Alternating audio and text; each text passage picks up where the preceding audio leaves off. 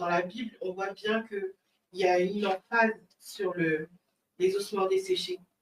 Et le fait d'être desséché, ça veut aussi dire qu'il y a ces situations qu'on n'a pas réussi à solutionner peuvent, dans la durée, créer beaucoup de tristesse, d'incompréhension, créer beaucoup de désarroi.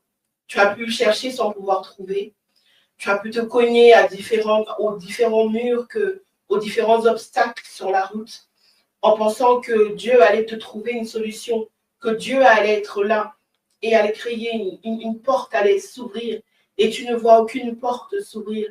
Tu continues à essayer de taper, mais tu te sens lasse, tu te sens fatigué, avec cette impression que Dieu t'a abandonné, avec cette impression que tu es seul face à la circonstance et aux obstacles qui semblent t'assaillir. Ton cœur peut se sentir lourd, ton cœur peut se sentir pesant. Et là, il n'y a plus aucune force pour essayer de voir plus loin, pour essayer de continuer la course, parce que tout est desséché. Il n'y a plus d'eau pour s'abreuver. Et là, quand le Seigneur justement pose la question au prophète, et le prophète lui répond, toi Seigneur, tu le sais. Et oui, c'est le Seigneur qui donne la force. C'est quand il parle, c'est quand il raisonne, quand on arrive à l'entendre dans nos cœurs, on arrive à l'entendre par nos oreilles spirituelles, que la force nous est redonnée.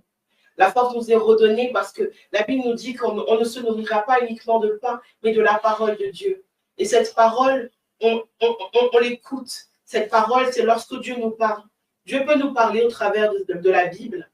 Dieu peut nous parler aussi dans nos cœurs, comme une voix douce et simple. Et quand il pose la question, toi seul, tu le sais, Dieu lui parle.